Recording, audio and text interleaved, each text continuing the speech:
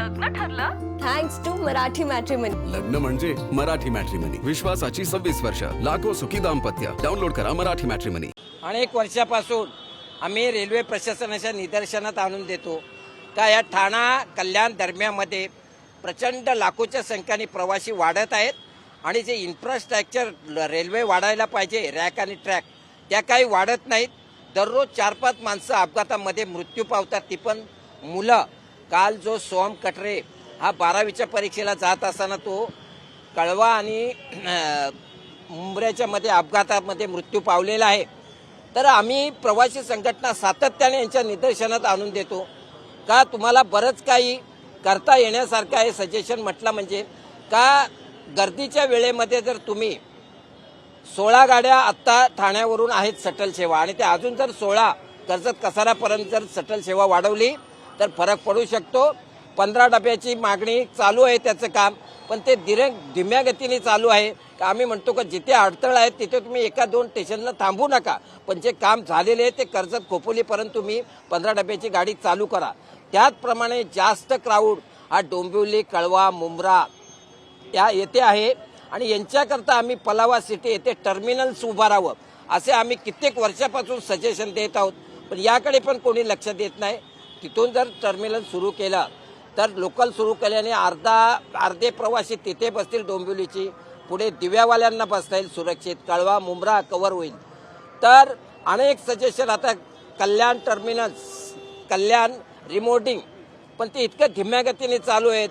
3री line, 4थी line, 5वी line, 6वी line, आता जो 3rd corridor आहे त्याच्यावरून पण तुम्ही पीक आवर्समध्ये लोकल सुरू करू शकता. फक्त घाटकोपर आणि डोंबिवलीला जर प्लॅटफॉर्म बांधलं म्हणजे इच्छाशक्ती असेल तर याच्यावर काहीतरी तोडगा निघू शकतो.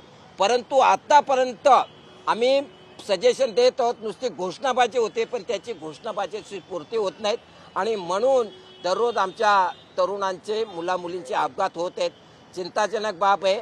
आज आम्ही सोमनची इथे श्रद्धांजली घेतलीत का आपल्या पार्लमेंटमध्ये आता अधिवेशन चालू आहे आणि हे बघून तरी खासदार आवाज उठून काहीतरी याच्यावर सोल्युशन काढतील अशी आशा बाळगतो. धन्यवाद.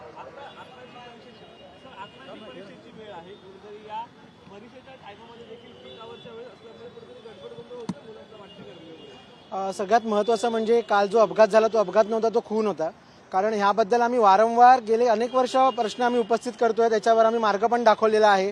सगळ्यात पहिली लोकल जी ठाण्यावरनं धावलीच नव्हती, तर फॉकलंड ट्रायल म्हणून जो ऐतिहासिक क्षण होता, सगळ्यात पहिली लोकल पारसिक स्टेशनपर्यंत धावलेली आहे आणि ते स्टेशन आजही कार्यान्वित करता येणं शक्य आहे. ते जर झालं, कारण जर तुम्ही मुंब्रा आणि कळव्यामधलं अंतर बघितलं तर सगळ्यात जास्त 6 मिनिटाचं अंतर आहे.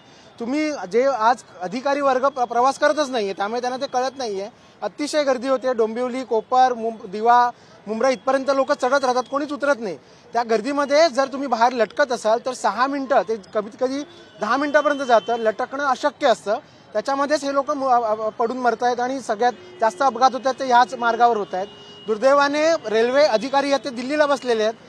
मुंबईतला एकही रेल्वे अधिकारी याच्यावर काही निर्णय घेऊ नाही शकत आहे आणि आमची मागणी वारंवार तीच आहे की मुंबई जर आर्थिक राजधानी आहे तर सगळे अधिकार आणि सगळे दिल्लीला का, ते सगळे निर्णय आहेत ते सगळे इकडे झाले पाहिजेत, मुंबईत झाले पाहिजेत.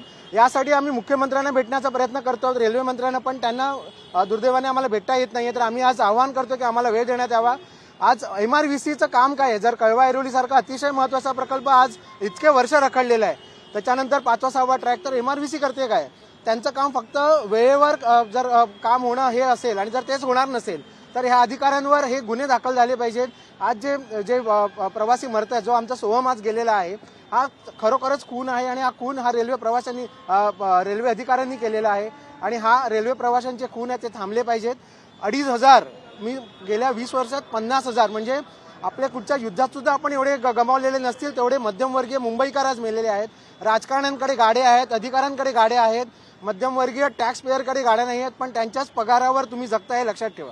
ताई, किती वर्षापासून आपण रेल्वेमधून प्रवास करताय, सामान्य प्रवासी म्हणून काय नेमक्या तक्रारी आपल्या रेल्वेकडून आहेत? गेले 30-35 वर्ष आम्ही रेल्वेने प्रवास करतो आणि तेव्हापासूनची गर्दी आम्ही पाहत आहोत वगैरे.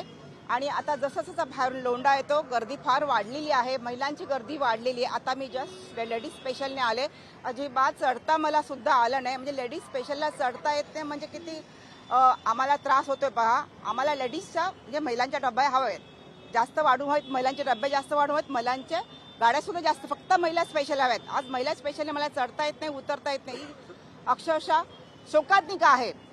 आणि तुमचे रेल्वेचे प्रोजेक्ट लवकर तयार होत नाही, त्यामुळे आम्हाला ह्या प्रकारे आम्हाला त्रास होतो आणि लोक रोज मरून म्हणतात. आज जो विद्यार्थी मरण पावलेला आहे काल ॲक्सिडेंटमध्ये, हे जे शाळेचे विद्यार्थी आहेत त्यांच्यासाठी खास स्पेशल ट्रेन सोडा. मी म्हणते नाही जमला तर जे तिकडे परीक्षेला उभे आहेत, जे राहतात ना, त्याच आवारामध्ये यांचं परीक्षा केंद्र ठेवावं.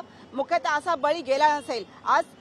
आज मी आहे ना श्रद्धांजली खरी वाहते, अशा प्रकारे वाहते की तुम्ही फक्त एवढंच टीव्ही दाखवा की हा मुलाचा निदान मरणाने तर तुम्ही जागे व्हा. हा आज आपल्या घरातला मुलगा वारला असता तर कसं झालं असतं. प्रत्येक घरातल्या लोकांनी आता विचार केला पाहिजे. आपल्या घरातला मुलगा उद्या जातो ते परत येतो की नाही, तरी सर्वांनी आता उठलं पाहिजे. आता जागे व्हा. आता सर्व संख्येने आम्ही आंदोलन केल्याला उभा आहोत. कारण का आम्ही तळकळीची विनंती होतो, उद्या माझ्या घरातला जाईल, उद्या तुमच्या घरातला जाईल, तर अगदी जागे व्हा. तुम्ही ट्रेन वाढवा आणि मुलांना परीक्षेच्या वेळेला योग्य ते त्यांना सुविधा द्या. त्यांच्या घराच्या जवळच त्यांना करा. प्लस रेल्वेचे मी महिलांच्या बाबतीत सांगते वगैरे, हेल्पलाईन हाही सगळं आहे, मला मान्य करते. पण महिला एवढ्या संख्येने झाल्या. आज तुम्ही 60-70% महिला प्रवास करायला किंवा वर्किंग आवर्स आहेत, त्या 60-70 महिला म्हणजे पुरुषांच्या बरोबरीच काम करतात. त्यांच्यासाठी कुठे 3 ते 4 डबे दिलेले. आम्ही म्हटलं सलग डबे द्या. किती वेळा मागणी केली, सलग डबे ही लोक देत नाही. सलग डबे झाले असते ना तर मध्ये महिला एका ठिकाणीच उभ्या राहिल्या असत्या, चढल्या असत्या. लांब डब्यामुळे आम्हाला त्रास होतो. प्लस फसल्याचा डबा अक्षरशः आज सगळ्या ऑफिसर महिला आहेत वगैरे, त्यांनी फसल्याचा प्लास त्यांना परवडतो आणि ते प्रामाणिकपणे प्लासचे पैसे भरतात. त्यांना 1/3 डबा दिलेला, अजूनही 1/3च आहे. 1/3 मध्ये कशा कोमून बायका जातात. पासेस किती, तुम्ही अर्निंग किती पासेसचं बघा फसल्याचा, आणि त्याप्रमाणे आम्हाला डबे देत जा. तुम्हाला आमचा महसूल मिळतो, आमचे पैसे मिळतात, पण आमचे जे प्रोजेक्ट आहेत, आम्ही म्हणत नाही तुम्ही कामं करताय, प्रोजेक्ट चाललेले आहेत, तुम्ही म्हणता की लोकल आता प्राधान्य देऊ नका, आम्ही मेट्रो वगैरे सुरू करतो वगैरे, मान्य आहे आम्हाला आनंद आहे. पण ते सुरू कधी होणार. आम्ही मेल्यानंतर आमचे किती मृत होतील, किती मरतील, त्याच्यावरती तुम्ही करणार का. अजून किती आमच्या मरणाची वाट बघताय. किती महिला पडून मेल्यात, किती त्यांचा रोज अपघात होतोय. फक्त तुम्ही नोंदणी घ्या. आज हे फक्त कळकळीची विनंती, आज सगळ्या टीव्हीवाल्यांनी आज हायलाईट करा ही बातमी की आमचं मरण आहे, आम्ही मरतोय, लक्षात ठेवा. आमचं फक्त एवढंच आहे. Okay, thank you. लग्न ठरलं? Thanks to Marathi matrimony. लग्न म्हणजे मराठी मॅट्रिमनी. विश्वासाची 26 वर्ष, लाखो सुखी दाम्पत्य. डाउनलोड करा मराठी मॅट्रिमनी.